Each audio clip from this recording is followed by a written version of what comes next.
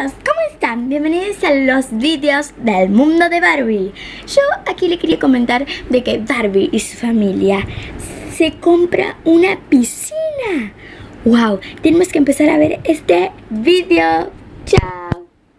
Hola, ¿cómo están?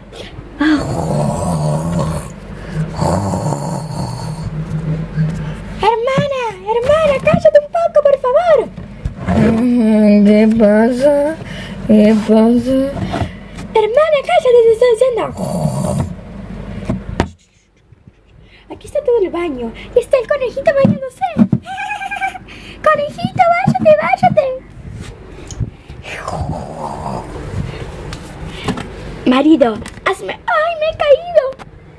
Marido, hazme el favor de irte a trabajar, que estás roncando mucho. ¿Qué pasa? Ana, Si tú sigues roncando, te voy a hacer esto, lo que te acabo de hacer. Se ha caído! ¡Ay, me ha cansado! ¡Chelsea! ¡Chelsea, pasa! ¡Para! Acá estoy. Chelsea, vete a bañar. Chelsea, yo me voy a cocinar. Bueno, mamá.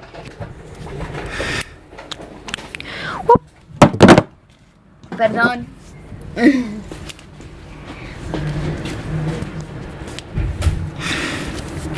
Espérate, voy a cocinar unos choclos con unas zanahorias y una pequeña torta. A ver qué tengo.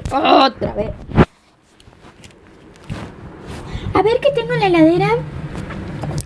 Pues tengo 2 manzanas, un sushi, una jarrita con jugos de naranja exprimido, una dona y otro jugo. ¡Wow! ¡Qué rico! Pues cocinaré las verduras para que nos haga bien la panza. Bueno, mamá, en el colegio me están diciendo walkie-talkie.